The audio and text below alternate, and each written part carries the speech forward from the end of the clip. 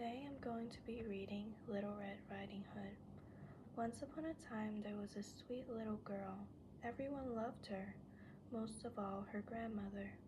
So one day she gave her a red velvet hat. The girl always wore the hat, and since then she has been called Little Red Riding Hood. One day her grandmother was ill, so Little Red Riding Hood went to bring her wine and biscuits.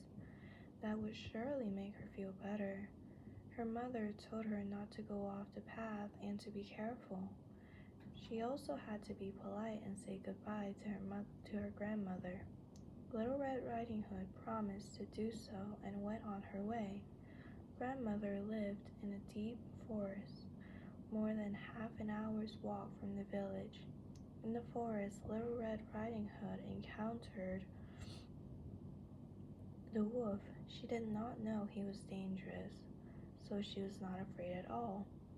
"Good morning, Little Red Riding Hood," the wolf said. "I'm going to bring Grandma wine and biscuits because she is sick," said Little Red Riding Hood. "Where does your grandmother live?" the wolf then asked. "Less than half an hour farther into the forest, in the cottage under the 3 big oaks," said Little Red Riding Hood. The wolf, meanwhile, was thinking of something else entirely. That Little Red Riding Hood was a nice, tender morsel and would probably taste even better than the tough grandmother. If he was smart, he could eat them both. So the wolf came along and said, "Look at these beautiful flowers. Don't you want to look around for a bit?" Little Red Riding Hood wanted to pick a beautiful bouquet for her grandmother.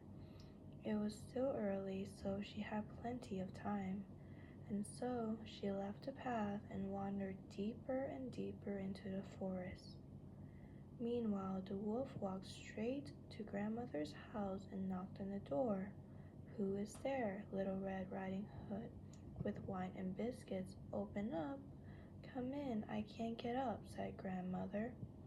When the wolf was inside, he jumped onto the bed and ate grandmother in one go. Then he put on her nightgown, put on her nightcap, and got into bed with the curtains closed. When Little Red Riding Hood arrived at the cottage with her arms full of flowers, she was surprised to find the door open. Inside, everything seemed so strange. She became afraid but did not know why. "Good morning," Little Red Riding Hood said, but no one answered. Then she opened the curtains. In the bed lay grandmother, but she looked so strange with her sleeping cap over her face. "Oh, grandmother," she said, "what big ears you have." "The better you hear with, my child," was the reply. "But grandmother, what big eyes you have," she said. "The better to see you with, my dear." "But grandmother, what large hands you have, the better to hug you with." "Oh, but grandmother, what a terrible big mouth you have, the better to eat you with." The wolf jumped out of bed and swallowed up Little Red Riding Hood. With his belly so full he slept soundly and snored like a king. A hunter came by. He thought, "That old woman is snoring very loudly. I'll go and have a look." He saw the wolf and said, "So here you are, you old sinner. I've been looking for you for so long." He wanted to shoot the wolf with his rifle, but suddenly realized that the wolf might have eaten grandmother. Who knows, he might be able to save her. He cut open the belly of the sleeping wolf with a pair of scissors and immediately saw a red calf. The girl jumped out and cried, "I was so afraid in the wolf's belly. It was so dark there." And after that, the aged grandmother came out alive too, but scarcely able to breathe.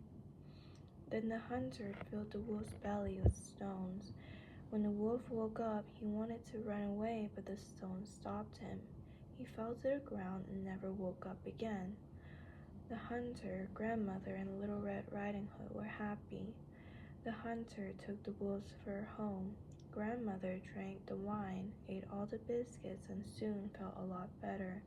And Little Red Riding Hood said to herself, "I will never leave the forest path again for as long as I live, and I will always listen to my mother." The end.